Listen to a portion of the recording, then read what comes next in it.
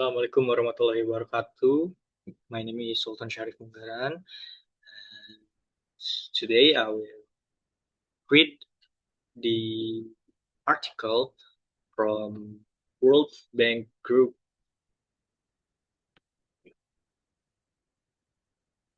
The World Bank, or WB, helps developing countries improve their access to the world markets and enhance their participation in the global trading system.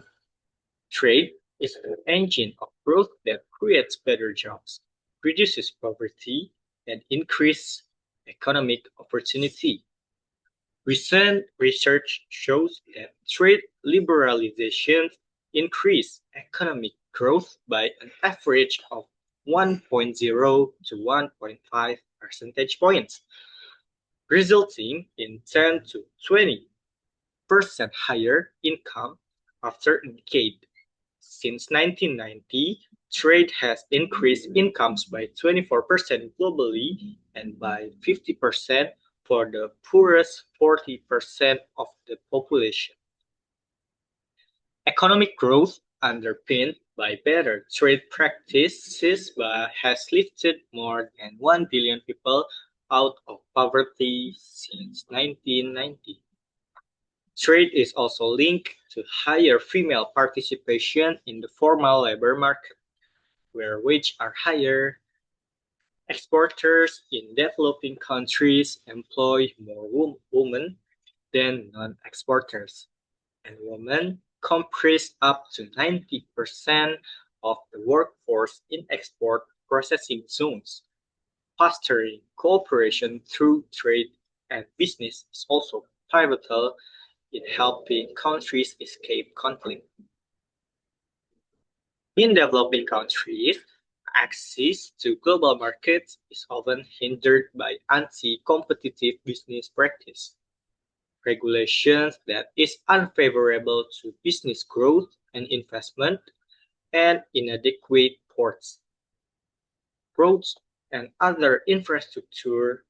Even a country with liberal and transparent trade policies suffer if its markets are not connected. Many of the world's poorest people live in places that are landlocked, remote, or otherwise ill-served by international trade links.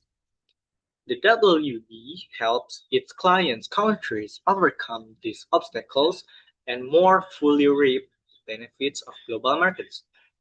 Still, we must recognize that not everyone is experiencing the benefits of globalization. Most global poverty reduction has been concentrated in Asian countries, principally in China, while other regions continue to experience high inequality and poverty. Powerful protectionist forces have begun to challenge the global community's commitment to open trade. Many in advanced economies blame trade for job losses as manufacturing, some services shift to lower cost destinations.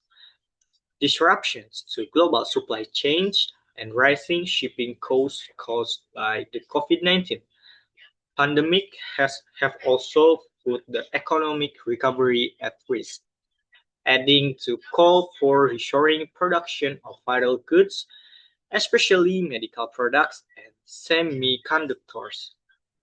Disruptions to global food and fertilizer markets caused by the war in Ukraine and sanctions on Russia jeopardize food security in developing countries.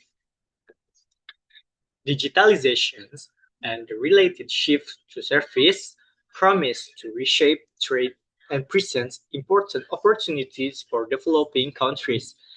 Digital commerce allows firms of all sizes, anywhere in the world, to gain access to new markets, but many developing countries lack the necessary technical, regulatory, financial, and educational infrastructure and are at risk of being left behind. Advanced and developing countries alike will need help to smooth the transition from manufacturing to service with programs to promote skill development, labor mobility, and gender equality. Clear international rules for digital commerce will also be needed. Negotiating them will require coordination and expertise from policymakers and strong domestic digital sector that can identify challenges and potential solutions. Promoting international trade and advancing sustainable economic development are not mutually exclusive and can be mutually reinforcing. The damage wrought by climate change highlights the urgent need for adjustment in trade. The extraction and processing of natural resources account for more than 90% of biodiversity loss and water stress and half of greenhouse gas emissions. Yet, with the right policies, trade can play a central part in efforts to adapt to climate change and mitigate its impact. It can foster the spirit of environmental goods and services such as solar panels and recycling to help reduce emissions and improve biodiversity. And it can facilitate the transfer of climate-friendly technologies as countries adapt policies to meet their global carbon commitment. Their trading partners can develop areas of carbon competitiveness through reduced carbon intensity of production and seize new opportunities in green growth. This will lead to more sustainable supply chains and diversifications away from carbon-intensive sectors. Nevertheless, a challenge will be to combine sustainability standards with more and open trade. Developing country participation will be needed to ensure that new rules are feasible for them. As the largest multilateral provider of aid for trade, the WB is advancing policies that help developing countries, and disadvantaged groups within them benefit from the opportunities that come with trade and technological change and ensure that trade-driven growth is green, resilient, and inclusive. In this context, there is need to strengthen the global trading system to help developing countries address trade-related constraints to growth. Foundations of the rule-based global trade regime, critical for ensuring the predictability of trade, remain firm but have been shaken, so reforms are needed. While there have been notable successes, such as the landmark WTO Trade Facilitation Agreement or TFA, delays in completing the Doha round of trade talks after 20 years have diminished.